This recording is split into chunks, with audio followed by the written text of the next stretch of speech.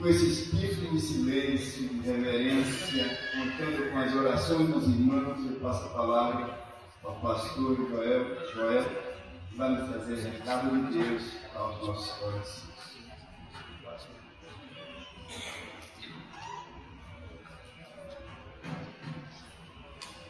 Uma boa noite, igreja. Boa noite. Vamos fechar os nossos olhos, curvar as nossas cabeças.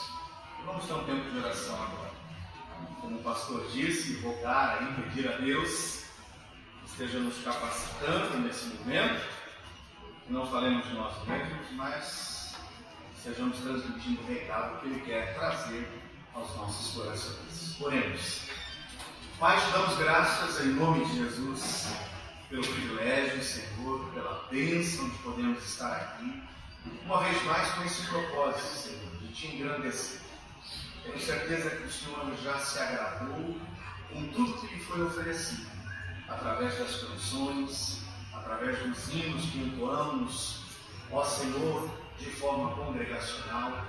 E queremos agora que o Senhor receba também, ó Deus, este momento do culto com um cheiro suave.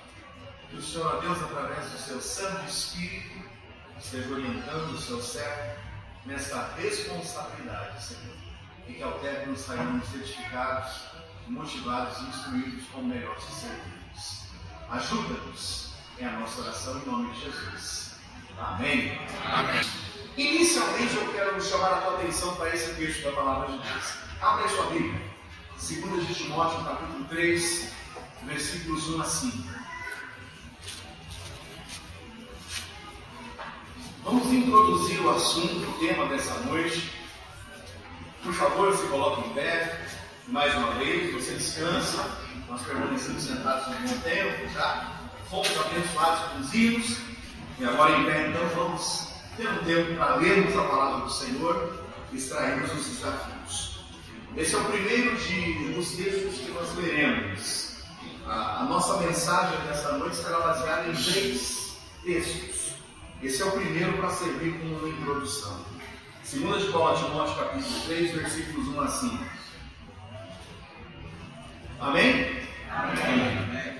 Sabe, porém, isto, que nos últimos dias sobrevirão tempos trabalhosos, porque haverá homens amantes de si mesmos, avarentos, presunçosos, soberbos, blasfemos, desobedientes a pais e mães, ingratos, profanos, sem afeto natural, irreconciliáveis, caluniadores, incontinentes, cruéis, sem amor para com os bons, traidores, obstinados, orgulhosos, mais amigos dos deleites do que amigos de Deus, tendo aparência de piedade, mas negando a eficácia dela. Portanto, a conclusão do texto é: destes, afasta-te.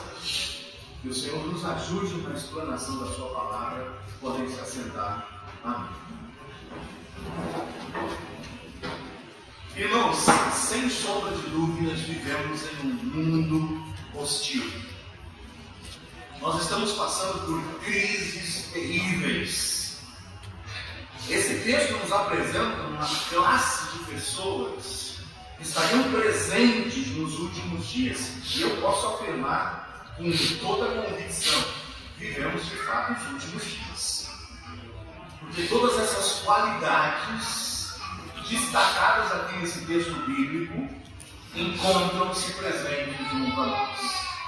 Ano passado nós fomos abalados com esta notícia, quando lá em Pilão Arcado, na Bahia, uma de nossas missionárias batistas bíblicas foi cruelmente assassinada em uma margem por um adolescente que ela acolhera por várias vezes, e que em um dos momentos drogado, totalmente ali tomado pelas drogas, invade a residência da missionária. Quando a missionária percebe que ele estava ali no interior da residência, ele cruelmente agride essa anciã com um pilão. Parece até algo interessante. Na cidade de Pilão Arcado, ela foi assassinada com um golpe de pilão. está agora, seguramente, essa serva do Senhor, na presença do Senhor. Mas veja o mundo que nós estamos vivendo. Alguém que oferecia e dava o bem, recebe em contrapartida o quê? Uma violência tremenda dessa. Não é novidade também esse jovem preso no estado de Goiás, sendo acusado de diversos crimes, mas que preso, já tiraram a vida de várias pessoas. Ali preso, ele manifesta ainda o desejo de continuar matando e diz: olha, eu não consigo conter o desejo de continuar a matar. Esse caso foi muito sério também no estado de Pernambuco. A condenação desses 3, conhecidos como os canibais. Não sei quantos acompanharam essa notícia. Tiravam vidas e chegaram até da carne humana a fazer coxinhas. Você imagina a crueldade dessas pessoas. E quem acompanhou um pouco do julgamento deles, do tribunal de júri, perceberam muitas vezes o sarcasmo. Sabe, é incrível ver a ironia no rosto de alguns deles durante o tribunal do júri. É um mundo terrível. Essa é uma cena do meu bairro, onde eu moro, lá em São Paulo. Essas cenas são constantes. Delinquentes que invadem ônibus, ateiam fogo, e um desses momentos, inclusive tragicamente, ano passado, a vida de um cobrador, do trocador, foi cruelmente tirada por parte desses delinquentes. Não deu tempo desse cobrador do ônibus sair enquanto o ônibus estava em chamas, e ele perdeu a sua vida.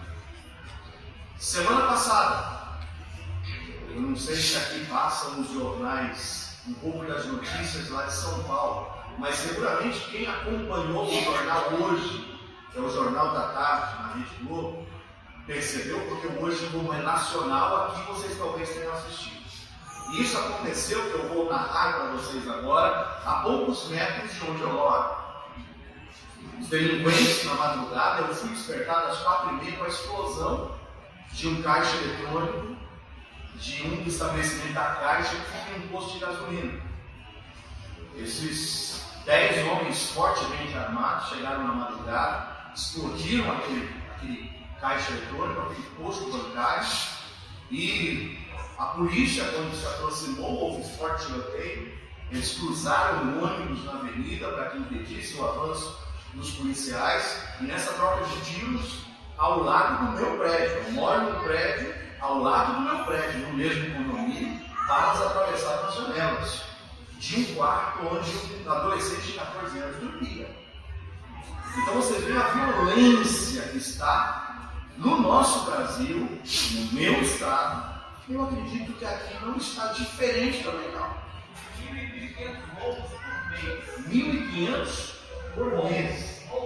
Roubos. Olha aí, a informação de quem tem os números. Tá bom? Isso aqui é com violência. Então, irmãos, essa é a situação do nosso país. Eu, mais uma vez, chamo a tua atenção. Será que esse texto que nós estamos lendo tem alguma coisa a ver com os nossos dias? Tem ou não tem a ver? Como tem? Como se não bastasse essa crise, irmãos? Crise nas instituições. Aqueles que nos governam, que deveriam de fato estar olhando para as necessidades da população, porque é para isso que eles são eleitos, estão olhando, como dizem, para o seu próprio umbigo. É triste ver que toda essa crise tem também chegado às famílias. Quantos casamentos destruídos, quantos divórcios. E a crise é tão grande que essa notícia eu achei interessante.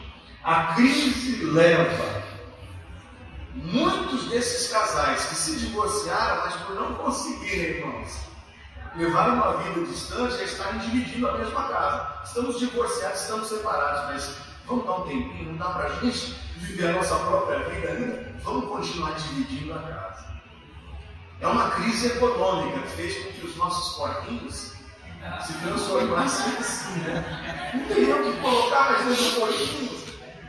O porquinho antes era tão gordinho, né, para guardar as moedas, agora o porquinho até emagreceu. Raquítico, coitado. E diante de toda essa crise que nós estamos vivendo, a minha indagação para ti, para mim hoje é: como manter a fé? Como que a gente mantém como igreja aqui que estamos reunidos a fé nesses tempos de crise? Como é que a gente pode continuar com a cabeça erguida, com um sorriso no rosto e com a esperança nos nossos corações, quando parece que tudo ao nosso redor trabalha para nos destruir, para nos desestimular, para tirar de nós a alegria? Então é aí que eu vou chamar a sua atenção para o segundo texto. Abra sua Bíblia em Marcos, capítulo 6, versículos 45 a 52. Como a gente pode manter a fé em tempos de crise?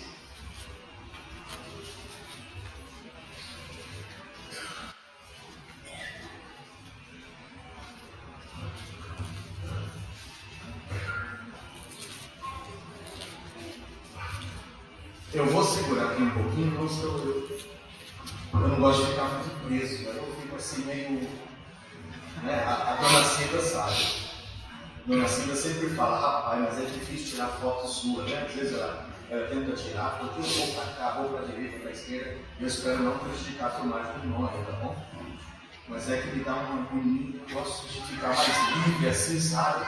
De sair, de me movimentar. Então me perdoa, pastor, tá? Eu vou ficar com o microfone na mão. Eu só estou vendo se eu não vou aprontar nada. Esse fio aqui é suficiente, né? Para eu saber os meus limites também. Até onde eu posso ir, porque eu não quero causar nenhum transtorno. Mas vamos lá. Marcos 6, 45 em diante. Diz assim a palavra do Senhor: e logo obrigou os seus discípulos a subir para o barco e passar adiante para outra banda, a Betsaída, enquanto ele despedia a multidão. E tendo-os despedido, foi ao monte a orar. E sobrevindo a tarde, estava o barco no meio do mar, e ele sozinho em terra. E vendo que se fatigavam a remar, porque o vento lhes era contrário, perto da quarta vigília da noite, aproximou-se deles, andando sobre o mar, e queria passar-lhes adiante. Mas quando eles ouviram andar sobre o mar, cuidaram que era um fantasma, e deram grandes gritos, porque todos o viam, e perturbaram-se. Mas logo falou com eles, e disse-lhes: tende bom ânimo, sou eu, não temais. E subiu para o barco, para estar com eles, e o vento se aquietou, e entre si ficaram muito assombrados e maravilhados. Eles não tinham compreendido o milagre dos pães, antes o seu coração estava endurecido. Ao olhar para esse texto, eu quero chamar a sua atenção para essa temática: crise. O que é crise? Nós temos aí uma rápida definição do que é crise. Crise diz aí que é uma alteração que sobrevém repentinamente. Uma alteração que sobrevém repentinamente. Não é algo esperado muitas vezes. Vem de sopetão, quando você menos espera. Crise também é uma ruptura do equilíbrio. É um estado de dúvidas ou incertezas. É uma tensão, é um conflito. Talvez agora, expandindo um pouco mais o significado da palavra crise, você pense: pastor, eu estou passando por uma exatamente agora. É algo que veio de sopetão, que veio repentinamente, eu não estava esperando.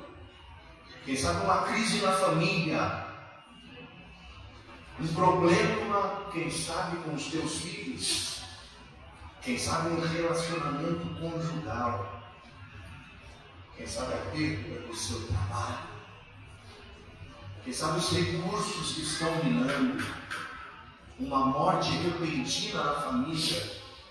Eu não sei qual é o tipo de crise que você está enfrentando, mas se você não está passando por crise, prepare-se, porque crise vem repentinamente, quando nós menos esperamos. Por isso, a primeira chamada para você, para mim, para nós é fazermos algumas reflexões. A primeira reflexão é exatamente essa: crises são reais. Elas são reais.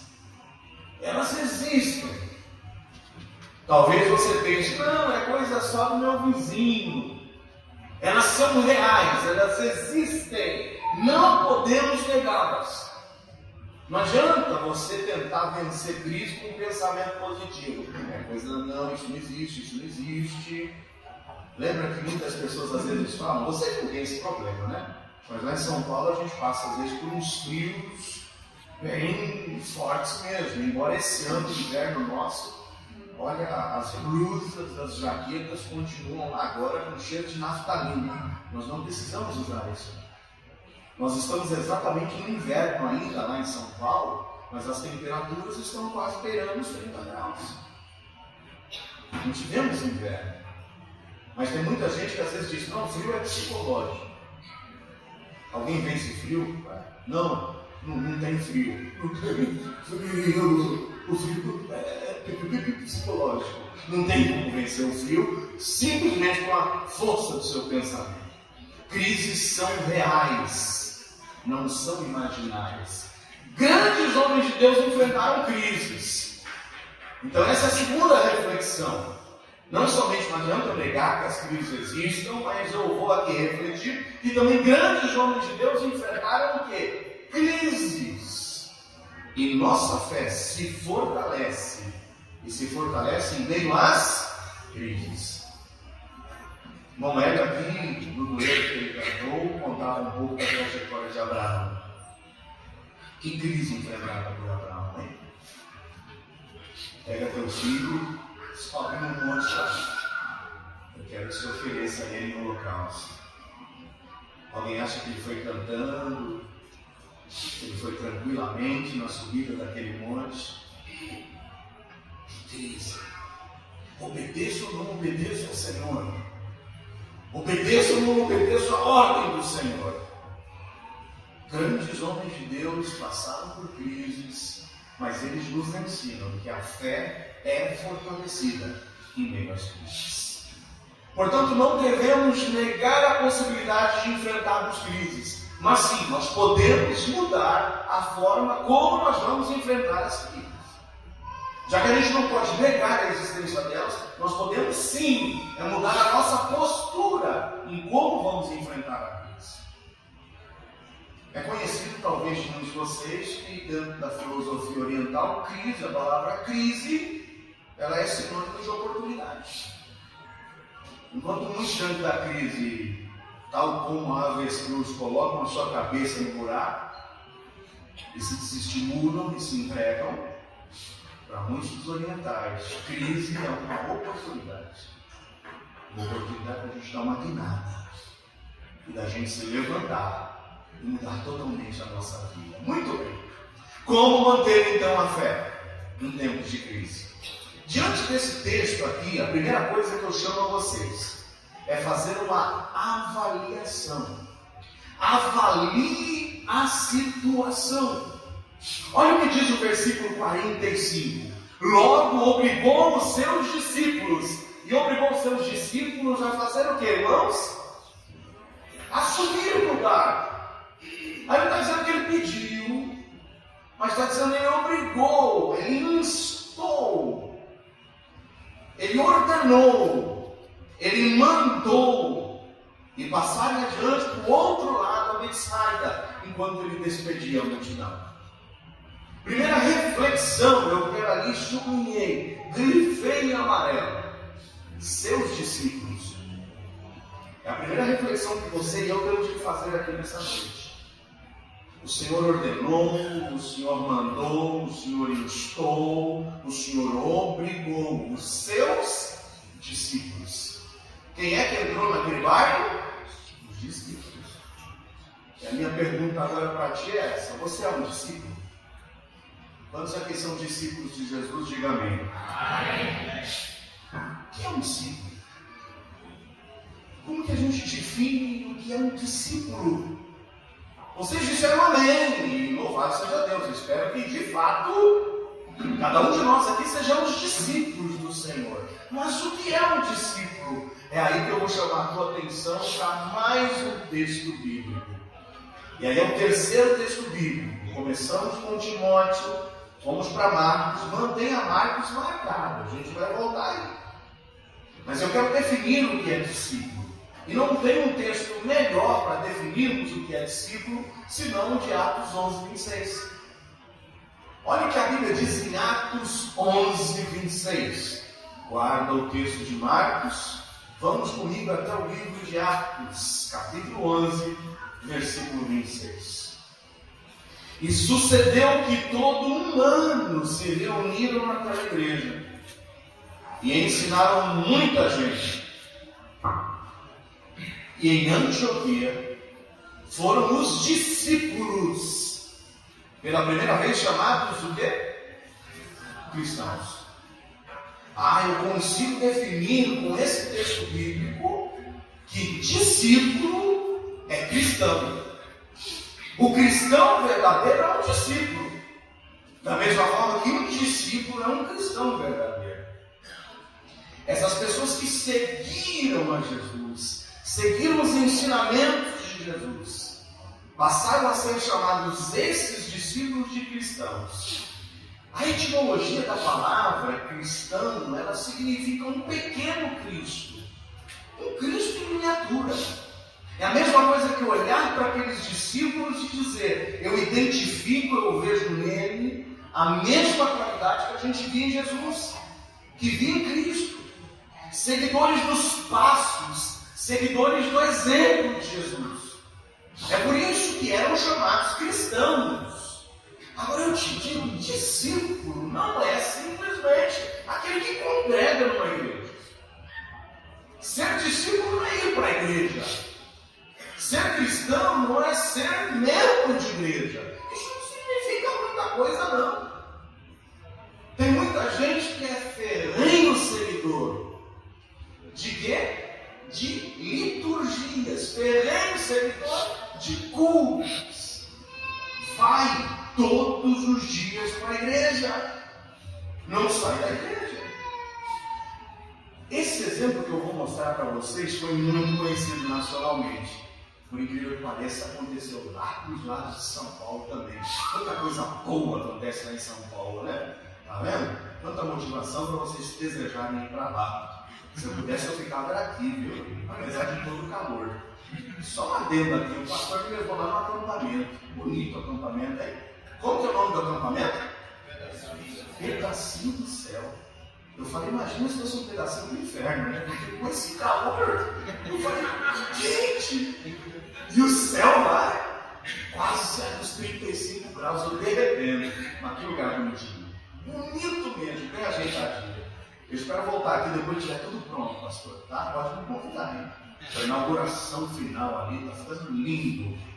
Continuem, irmãos, mas continuem mesmo, como igreja, batalhando para que cada vez mais os projetos que a igreja tem avancem para a honra e glória do Senhor Jesus. Mas olha essa notícia. Quantos conheceram isso aqui? O executivo lá da IOC, o Matsunaga, que foi assassinado pela esposa, e que ela, não satisfeita de matar o coitado do japonês, ele esquartejou, picou ele todinho, botou numa mala e deu fim depois. Vocês caras sabem dessa? E a Elisa, depois, lá no centro prisional, passou a ser depois amante do Sandrão. Sandrão é uma mulher, né? Sandrão, que depois deixou a Elise e passou a namorar com a Suzane. Então toda essa salada toda aí de gente boa, hein? Uma que matou uma criança durante um sequestro, a outra que esquartejou, a outra que matou os pais. Então só gente boa envolvida nisso. Agora o que chama a atenção nessa notícia, dá uma olhadinha. Executivo da IOC, mulher, frequentava uma igreja em São Paulo. Há 3 anos eles eram frequentadores assíduos, inclusive batizaram a filhinha deles numa igreja anglicana lá em São Paulo. 3 anos frequentando a igreja. Frequentar a igreja faz alguém um discípulo? Frequentar a igreja faz de alguém um cristão? Tem tanta gente frequentando igrejas por aí. Só para vocês terem uma ideia, irmãos, dessas questões de que frequentar a igreja, fazer parte de igreja, às vezes a gente acha que não ser cristão é ser dizimista. Ser cristão, olha, eu dou dízimo, ajudo o creche, dou ofertas. Essa outra notícia diz: milhões de evangélicos participam da Marcha para Jesus em São Paulo. Dá uma olhada na quantidade de gente que sai para as ruas. E uma marcha para Jesus. Multidões, milhões de pessoas.